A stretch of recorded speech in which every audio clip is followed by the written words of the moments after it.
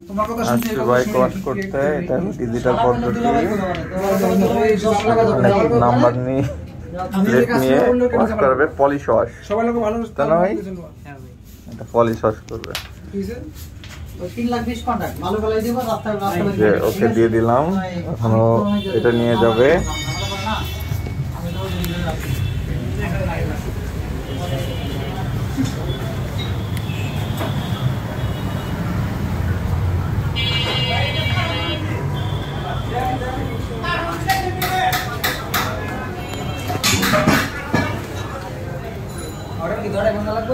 হ্যাঁ, করার প্ল্যান এখন শুরু হবে। শুরু হয়ে গেল বাইক ওয়াশিং। দেখুন কিভাবে বাইক ওয়াশ করতে হয়।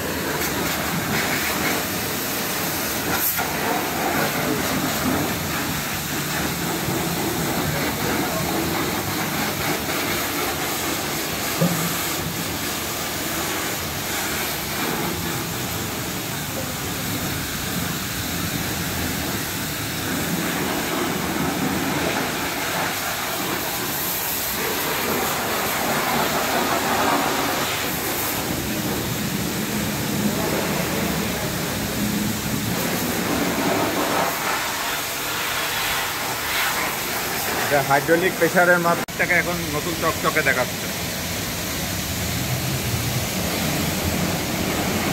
এটা হলো থার্ড স্টেপ।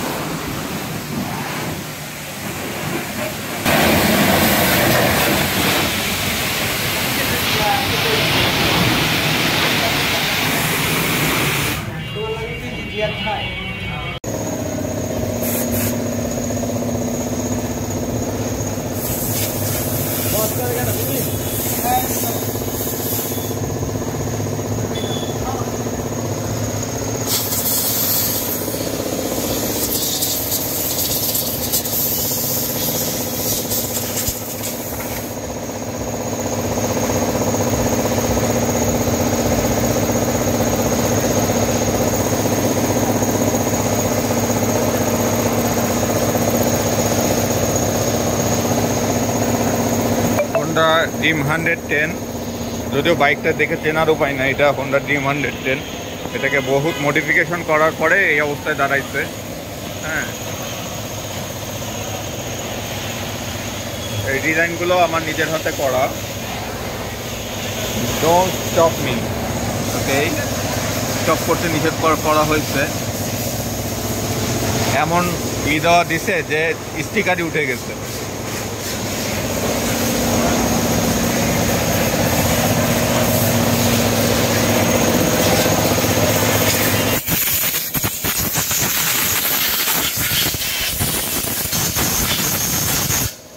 হলো ইনিশিয়াল হচ্ছে বিভিন্ন প্লাগগুলো করা হচ্ছে। প্লাগগুলো আগে শুকায় ফেলা হবে, তারপরে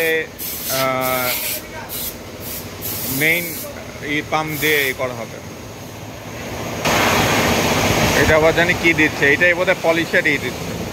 ভাই এটা কি দিতেছো? এটা কি পলিশ?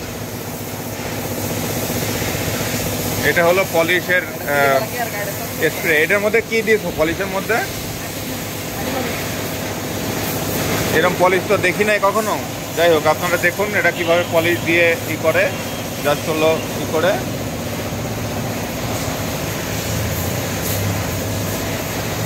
এটা এক ধরনের লিকুইড পলিশ। ওরা এটা চারদিকে করে তারপর সুন্দর করে ডলে দিবে। ডলে দিলে এটা একদম নতুনের মতো চকচক করবে। ভালো করে মুছতেছে আগে। এই যে চকচক শাইনিং হবে এই মোছার ফলে। শাইন করে দিচ্ছে। এই সাইডটা বোধহয় করা হয় নাই, পিছনের সাইডটা।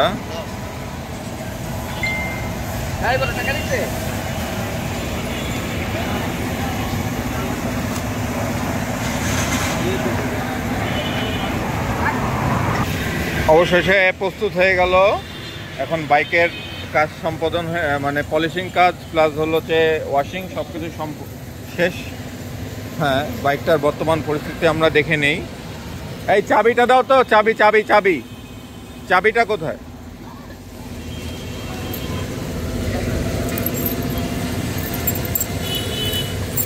আমরা একটু চেক করে নেই।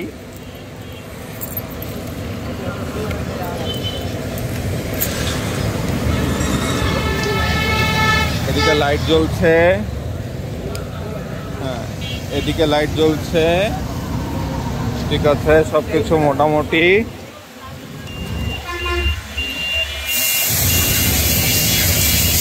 হ্যাঁ, এদিকে আবার আমাদের লেজার লাইটও আছে, এই যে লেজার লাইট। হ্যাঁ, তারপরে হচ্ছে এটা যদি বন্ধ করে দিই, তারপরে এদিকে চেক করে নেই।